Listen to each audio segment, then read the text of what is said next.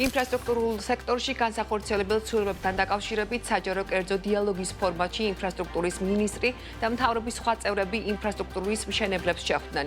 ინფრასტრუქტურული მშენებელთა ასოციაციის თანაორგანიზებით გამართულ შეხვედრაზე აღინიშნა, რომ სექტორს გარკვეული შენიშვნები აქვს ინდექსაციის ახალ მექანიზმთან, ასევე სამშენებლო რესურსების სარეკომენდაციო საბაზრო ღირებულებასთან დაკავშირებით.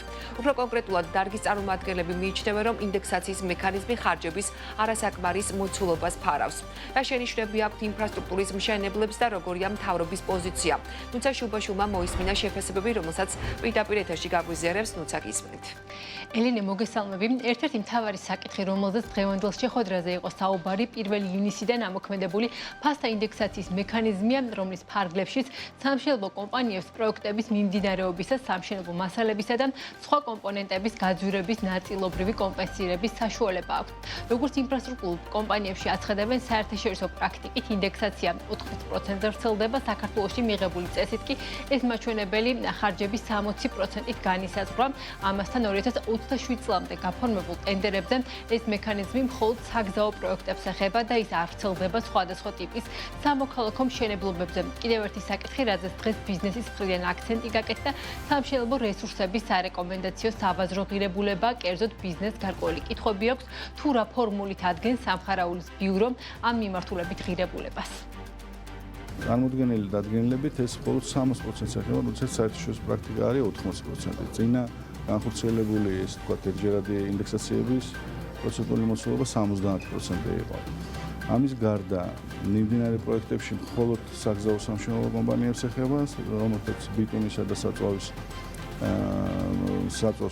მნიშვნელოვანი ხარჯი უჭირავს, თუმცა სხვა საინჟინრო თუ სამოქალაქო მშენებლობის ნაწილშიც და თუნდაც ენერგეტიკის მიმართულებით საწვავს ასევე მნიშვნელოვანი ხარჯი კომპონენტი არის. აქედან გამომდინარე, ამ შემთხვევაში ბენეფიციარები კი არიან კარგად საგზაო კომპანიები, თუმცა ჩვენ გვინდა რომ სხვა კომპანიებზეც გავსწორდეს მიმდინარე პროექტებში. ტექნიკის ნაწილზე მეთოდოლოგია გვიჩენს კითხვას, რა მეთოდოლოგიით მოხდა, თქვა ამ ტექნიკის ფასების ღირებულების დადგენა.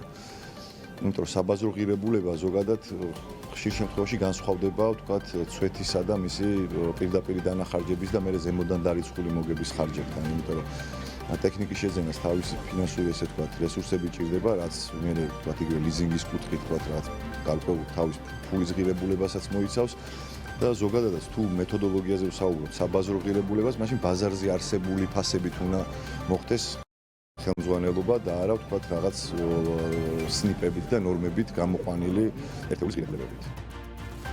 რაც შეეხება მთავრობის პოზიციას სხვადასხვა საკითხებზე, როგორც დღეს მთავრობის ადმინისტრაციის უფროსმა ლევან ჯორჯოლიანმა განაცხადა, ინდექსაციის მხოლოდ მასალებსა და მანქანა მექანიზმებზე დატოვებას ლოგიკური ახსნა აქვს, რადგან მისი თქმით, სახელმწიფოს არ სურს გახდეს ხელფასების მიმართულებით ინფლაციის განმაპირობებელი, მისივე თქმით, ინფრასტრუქტურულ პროექტებში დაახლოებით 30-დან 40%-მდე სწორედ ხელფასებზე მოდის. ინდექსაცია დავტოვეთ მარტო მასალებზე და მანქანა მექანიზმებზე და ამას აქვს თავისი ლოგიკური ახსნა. ჩვენ არ გვინდა რომ სახელმწიფო გახდეს ხელფასების მიმართულებით ინფლაციის განმაპირობებელი და შესაბამისად უბიძგოთ კონკრეტულ სექტორს და ეს არის მშენებლობის სექტორი, რომ დაუსაბუთებლად მოხდეს ინფლაცია ხელფასების მიმართულებით, ანუ მოხდეს მატება და ეს არ იყოს იმ მაკროეკონომიკურ პარამეტრებში, რაც იმ პერიოდში აქვს ქვეყანა, შესაბამისად ინდექსაცია გავრცელდება ამ ეტაპზე მხოლოდ და მხოლოდ მასალებზე და მანქანა მექანიზმებზე, რაც არის ძალიან დიდი შეღავათი, იმიტომ რომ ეს იყო საკითხი, რომელიც 35 წელია ითხოვს სამშენებლო სექტორი და დღეს კომენტარები ასევე გაკეთდა საერთაშორისო ტენდერებში ქართული კომპანიების მონაწილეობის საკითხსაც, როგორც ინფრასტრუქტურის მინისტრი აცხადებს, ცვლილებების შემდეგ ქართულმა კომპანიებმა და კონსორციუმებმა უკვე დაიწყეს საერთაშორისო ტენდერებში მონაწილეობის მიღება, თავად კერძო სექტორში კი აცხადებენ, რომ იმისთვის, რომ ადგილობრივმა კომპანიებმა უფრო აქტიურად შეძლონ ცვლილ ტენდერებში მონაწილეობა და გამარჯვება, კიდევ უფრო მეტი მხარდაჭერაა საჭირო.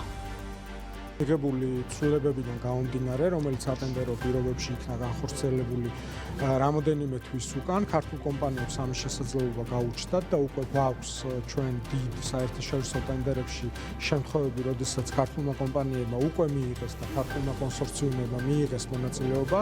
სამწუხაროდ ჯერჯერობით გამარჯვებული ამ მიმართულებით არ არის, თუმცა ჩვენ აქტიურად ვმუშაობთ იმისთვის, რომ და არაერთხელ გვითქვამს, რომ ძლიერი ქართული კომპანიები არის ჩვენი ერთ-ერთი ამოცანა და მიზანი, რასაც გვინდა რომ მივახციოთ. ცალსახად ბევრი არის კიდე გასაკეთებელი იმ კუთხით, რომ მაქსიმალურად ხელშეწყობა მოხდეს ქართული სამშენებლო კომპანიებს. კი, მიიღეს მონაწილეობა მათ შორის გამოცხადებულ საგზაო ტენდერებში.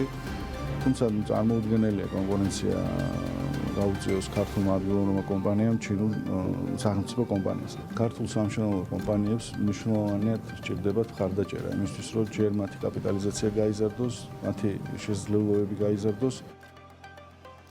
დღევანდელი შეხვედრის ფარგლებში კერძო სექტორის მხრიდან ასევე გაჟღერდა კონკრეტული ინიციატივები, მათ შორის საპროექტო კომპანიების რუხზე, პროექტების განხორციელების პროცესში. ამ მიმართულებით უფრო მეტ დეტალს და შეფასებას საქმის კურსის შემაჯამებელ გამოშვებაში გავაცნობთ მაყურებელს.